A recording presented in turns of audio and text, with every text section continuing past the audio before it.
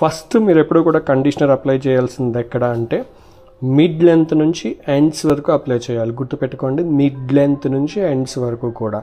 ఒకవేళ మీరు వాడే mask or conditioner if it is specially designed for scalp అనుకుంటే అప్పుడు మీరు స్కాల్ప్లో అప్లై చేయాలి. నేను వాడే conditioner hair conditioner, so mid length నుంచి ఎండ్ వరకు కూడా అప్లై చేయాలన్నమాట ఫస్ట్.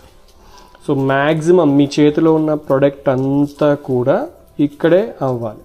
సో అప్లై చేసినప్పుడే నేను హ్యాండ్స్ తోటి ఇఫ్ యూ సీ నేను కోమ్స్ చేస్తున్నాను, అంటే డీటాంగిలింగ్ చేస్తున్నాను అనమాట. ఇప్పుడు ఇలాంటి ఒక డీటాంగిల్ కోమ్ అనేది తీసుకోవాలన్నమాట. ఇలాంటి డీటాంగిల్ కోమ్ తీసుకుని మనం హెయిర్లో ఉన్న ట్యాంగిల్స్ తీయాలి. సో దీనివల్ల బెనిఫిట్ ఏంటంటే మీరు అప్లై చేసిన కండిషనర్ ఆర్ మాస్క్ అనేది బాగా డిస్ట్రిబ్యూట్ అవుతుంది హెయిర్లోకి.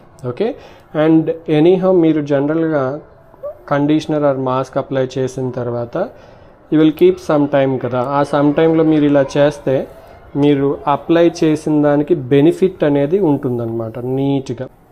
ఓకే, సో ఇప్పుడు నేను కోమ్ చేసే లెవెల్కి మీకు ఆ టైం అనేది అయిపోతుంది. Then you can rinse out.